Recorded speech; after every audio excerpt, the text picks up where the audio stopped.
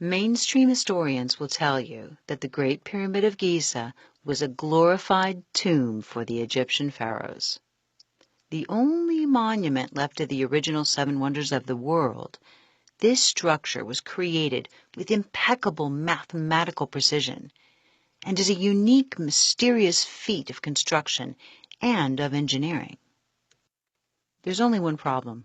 The Great Pyramid has none of the characteristics of tombs, including extravagant artifacts, ornate wall art, sealed entrances, elaborate coffins, or even mummies themselves.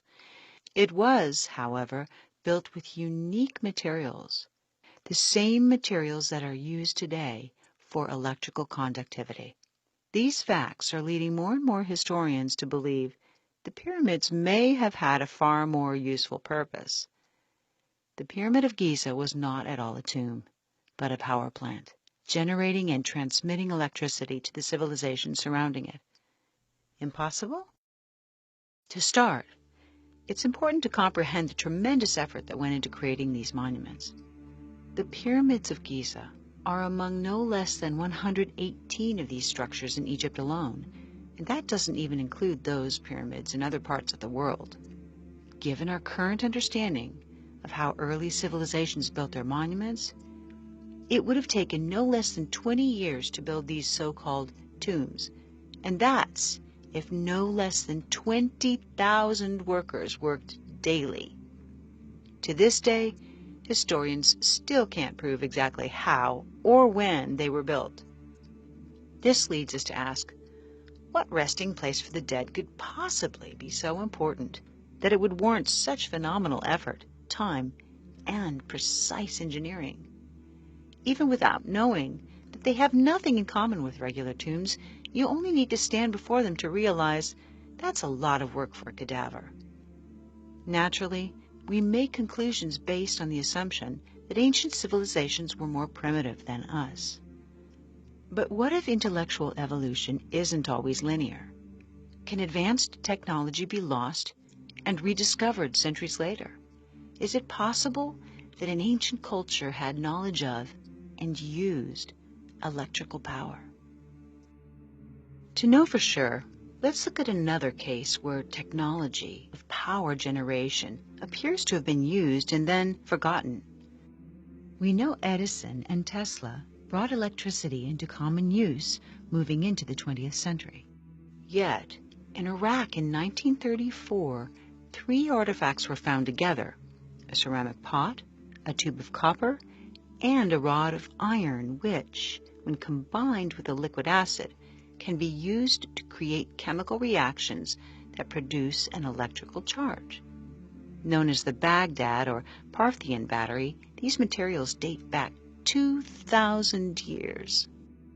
10 years after their discovery, someone using grape juice with similar materials successfully generated a few volts of electricity. This process has since been demonstrated on the Discovery Channel's program Mythbusters, where lemon juice activated the electrochemical reaction between the copper and the iron, producing 4 volts of electricity. Nowadays, you can simply search online to find instructions on how to create your own battery using these chemical principles.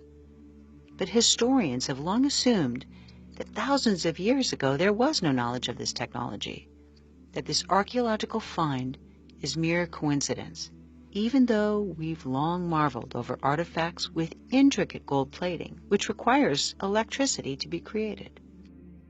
Quite simply, energy generation happens as a result of simple chemical properties and can be done by anyone with 4 basic materials. So, here are some important facts about the structure and the materials of the pyramid. For starters, it contains angled tunnels which lead not only into the pyramid but deep underground, to areas claimed still to be unexplored. What tomb needs a shaft directed into the earth? We also know that centuries ago there were enormous swivel doors that weighed no less than 20 tons, but miraculously it was so well engineered it could be moved to enter with a push of a hand. Since no Egyptian tomb has ever been found to be deliberately accessible, what was their interest in continuing to visit the mummies, or Could such a door have served the purpose of perhaps containing and insulating the space inside? Though you'd almost never know it, the Great Pyramids of Giza were once covered in white polished limestone, referred to as casing stones. The cuts made in this reflective stone were angled perfectly, so it would have a smooth, flat appearance. This would have made the giant structures brightly reflect the light of the sun like a mirror. It also would have made perfect insulation inside the structure. A large earthquake in 1303 disrupted the casing stones, and they were removed to use on other structures. Today, all that remains is the inner core of the pyramid. The image of the incredible amount of light that would have reflected from the monument raises curiosity, as does the reason for the insulation. Was there a desire to draw attention to their dead? To keep mummies warm or cool, or perhaps something else? Next, the material, dolomite, was used on the inner surfaces. Dolomite is known to increase electrical conductivity directly relative to the amount of pressure on it. High pressure creates more electrical current. Next, lining the passageways and underground tunnels of the pyramids is granite, which is slightly radioactive. Granite contains high amounts of quartz crystal with metal, and it's a well-known conductor of piezoelectricity. Piezoelectricity occurs as a result of stress or pressure on the quartz, as demonstrated by the wristwatches, which can be charged simply by rapidly shaking them. This granite actually ionizes the air inside the pyramid, creating a chemical reaction which, again, increases the conductivity of electricity. When such electrons are given the chance to bypass sections of rock via metal wire, quite large currents can flow. Another important material used to construct them is the mysterious mortar, 500,000 tons of it, which holds the giant stones in place. Though it's been analyzed many times, modern technology has yet to exactly recreate this gypsum, which comes from sediment.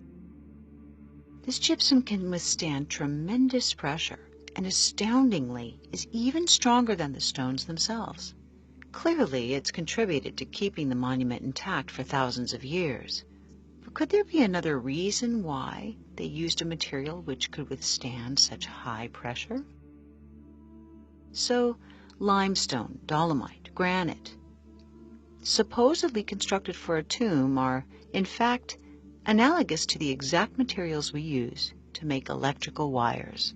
They also share a relationship with pressure, which increases their electroconductivity. Just northwest of the Great Pyramid is the Serapeum. Here there are 20 huge granite boxes, each weighing 100 tons. Classic Egyptologists say these are coffins. Yet, the granite here came from 500 miles away, and each box is so large and so heavy that there's no possible way it could fit through the existing tunnels and entrances.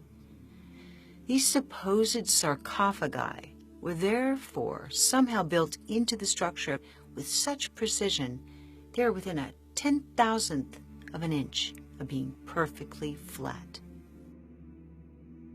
In the meantime, any electrical engineer will explain that a container serving as an energy capacitor, or battery, must be made entirely of the same substance, so there's no interruption in the magnetic field. Could these boxes be just that? If so, there's a centuries-old granite sarcophagus on display in an Egyptian museum that's thought to be unfinished. Unlike those in the pyramids, this one's cracked, suggesting that perhaps it wasn't unfinished, but simply abandoned, because the crack which occurred would have interrupted the magnetic field, permitting it from successfully serving its purpose. So there is clear evidence to support the possibility of an electrical use. Since these supposed sarcophagi are clearly way too large for a human being, the accepted theory is that they were, yes, believe this, bull coffins for the pharaoh's prized bulls. Makes you wonder who came up with the bull coffin theory. To add to the mystery, in 1993, a mysterious and inaccessible room was discovered after remaining hidden for thousands of years. Appearing to have deliberately been concealed by the structure's engineers, the room came to be called the Queen's Chamber and was finally explored in 2011 with a small remote camera to reveal a long-lost mummy? Hardly. It contained carefully crafted copper wire, and more importantly, there were instructions painted as symbols onto the floor, which appeared to show a clear wiring diagram. Look at any battery, from those used in large power plants to the smallest pellet batteries in wristwatches, and you'll see that they require a metal, such as copper, to create the chemical reaction known as potential difference. You can run an electric current through copper wire, and the coil will produce a short-range magnetic field. Add a second coil, and the power is transferred from one coil to the other. A windowless room with copper wirings could create a higher potential on one wall, which transfers energy to the lower potential on the other wall, consequentially releasing electromagnetic energy into the confined space of the so-called Queen's Chamber. Sadly, these wires have since disappeared entirely, and mainstream Egyptologists claim there's no functionality whatsoever to this room, as they also claim there's no functionality of anything in this structure beyond the ways it serves as a tomb.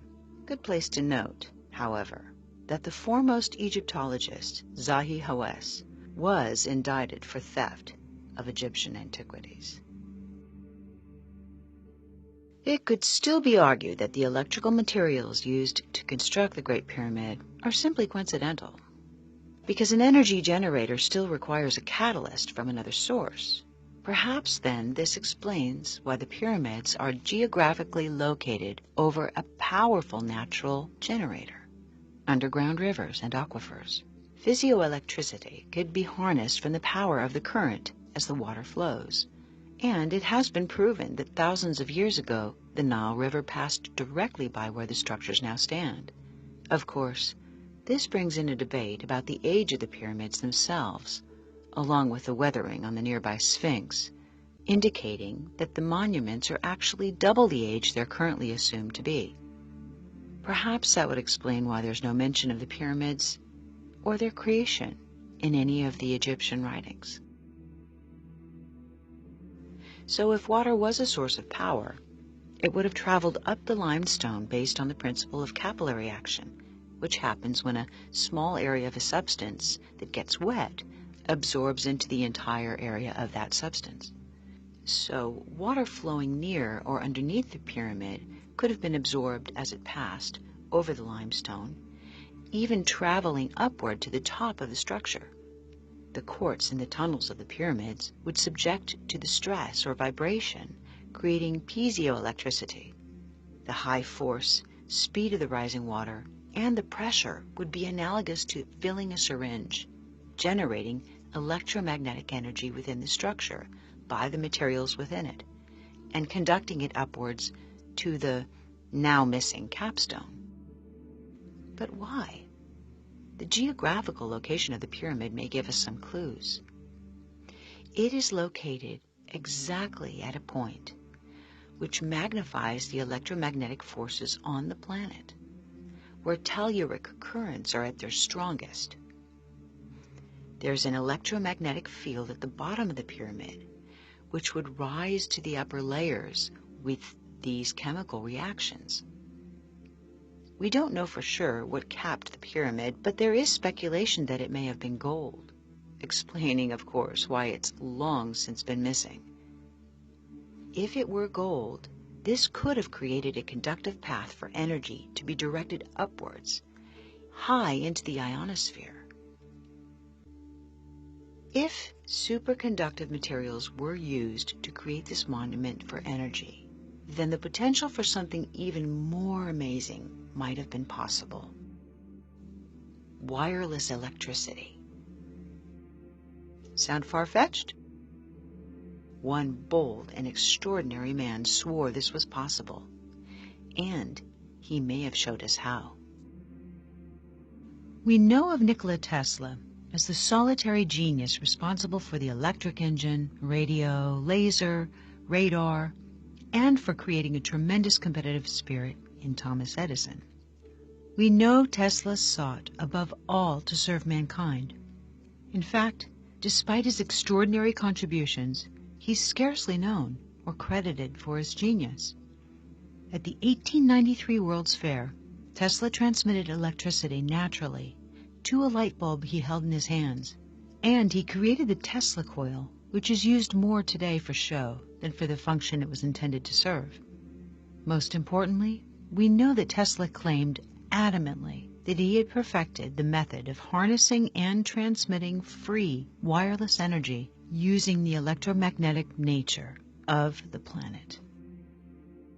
In a patent Tesla filed in September of 1897, he claimed that at 30,000 feet altitude, there's a stratum of rarefied air that would conduct electric currents at high voltages.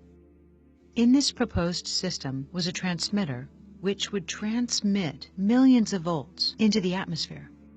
Then he had something receive the electricity and reduce the voltage to a convenient potential to be used by consumers.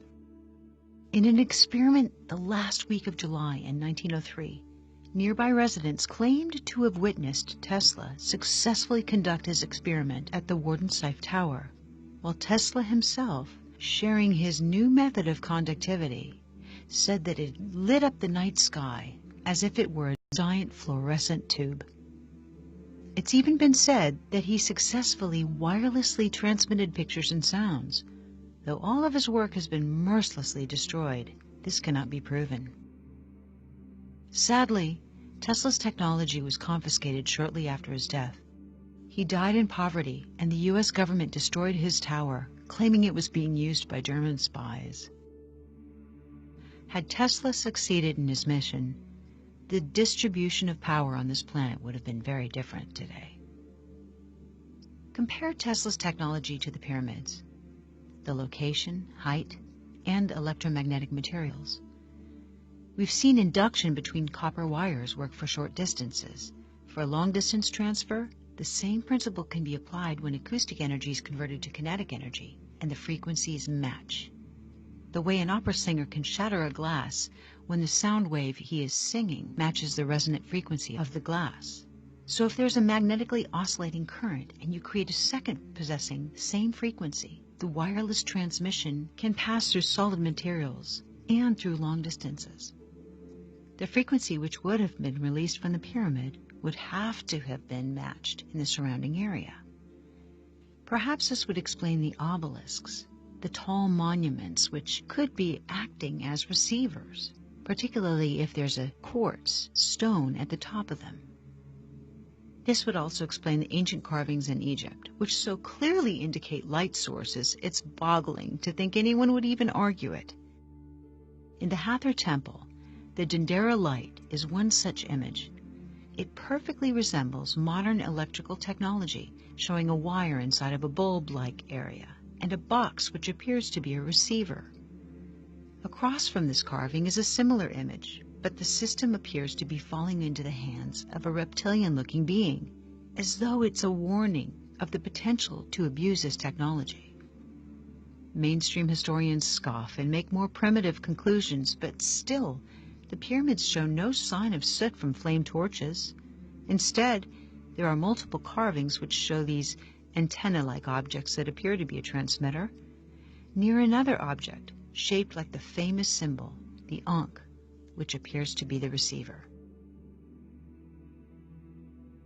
Given all this, it seems so much more believable that the Great Pyramid functioned using the same principles and conditions as Tesla sought to demonstrate, that they conducted and directed electromagnetic energy into the ionosphere, where it generated and transmitted electricity wirelessly to receivers within the civilization.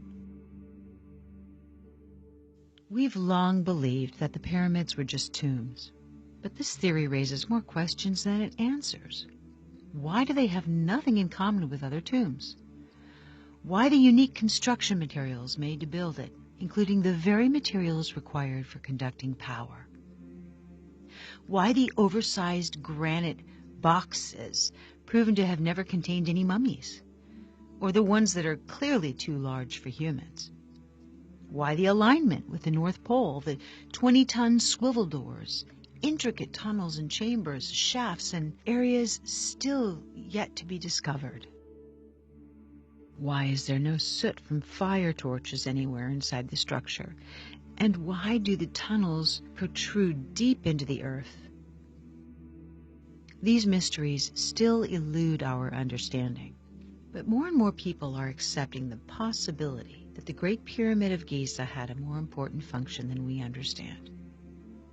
We know there is a heightened electromagnetic measurement around the pyramid that's equivalent to that made in an electrical storm.